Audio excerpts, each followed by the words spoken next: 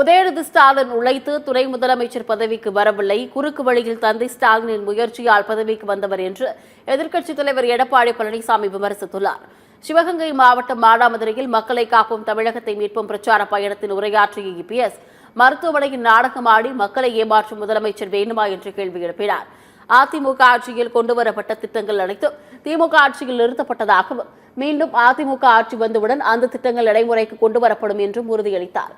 உதயநிதி ஸ்டாலின் உழைத்து துணை முதலமைச்சர் பதவிக்கு வரவில்லை என்றும் ஸ்டாலினின் முயற்சியால் குறுக்கு வழியில் பதவிக்கு வந்தவர் என்றும் விமர்சித்துள்ளார்.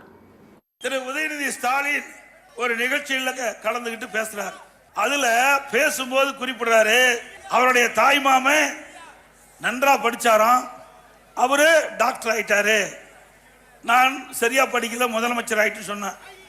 அவர் உழைச்சி வந்திருந்தா ஏத்துக்கலாம், ஆனா குறுக்கு வழியில தான் துணை முதலமைச்சர் அடைஞ்சிருக்கார். திரு கருணாநிதி அவருடைய பேரன் திரு ஸ்டாலினுடைய மகன், அந்த அடையாளத்தில் தானே இவர் துணை முதலமைச்சர் பொறுப்பு கிடைச்சிருக்குது.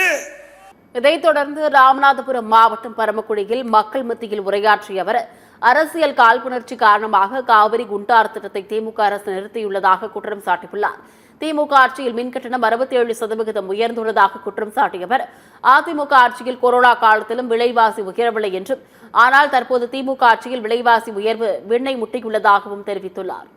இந்த வறட்சியான மாவட்டத்தில் செழுமையான மாவட்டமாக உருவாக்குவதற்கு இந்த பகுதியில் கரும்பு, மஞ்சள், வாழை தலைத்து செழித்து வளர காவிரி குண்டாறு திட்டம் திராவிட முன்னேற்ற கழக ஆட்சிக்கு வந்தவுடன் அரசியல் காழ்ப்புணர்ச்சியின் காரணமாக அந்த திட்டத்தை முடக்கிவிட்டார்கள். இன்று வரை மக்களுக்கு ஏற்பட்ட துன்பங்கள் கொஞ்சம் நஞ்சமல்ல. இன்னைக்கு ஆட்சி பொறுப்பேற்றோட மின் கட்டணத்தை உயர்த்திட்டாங்க. நகரத்திலிருந்து கிராமம் வரை மின் கட்டணம் சுமார் 67% உயர்ந்து போச்சு. இதையடுத்து நேற்றைய பரப்புரையின் இறுதியாக திருவாடானையில் பேசிய எடப்பாடி பழனிசாமி, திட்டங்களை அறிவித்து அதற்காக குழுக்களை அமைத்த திமுக அரசு அந்த திட்டங்களை நிறைவேற்றாமல் போட்டோஷூட் மட்டும் நடத்தி குழு அரசாங்கமாக மாறிவிட்டது என்று விமர்சித்தார். அதிமுக ஆட்சியில் விவசாயிகளுக்கான பயிர்க்கடன் 2 முறை தள்ளுபடி செய்யப்பட்டதாக அவர் பெருமிதம் தெரிவித்துள்ளார். இன்றைக்கு இந்த ஆட்சி வந்ததிலிருந்து குழு போட்டுருவாங்க, ஒரு திட்டத்தை அறிவிப்பாங்க, ஒரு குழு போட்டுருவாங்க, அதோட முடிஞ்சுது இந்த முதலமைச்சருடைய வேலை. அப்படியே அழகா வருவாரு, போட்டோ ஷூட் போட்டு வருவாரு, அது முடிஞ்ச உடனே அடுத்த நாள் அப்படியே டிவிக்கு வருவாரு, அப்போ ஒரு திட்டத்தை அறிவிப்பாரு, அதோட முடிஞ்சு போச்சு.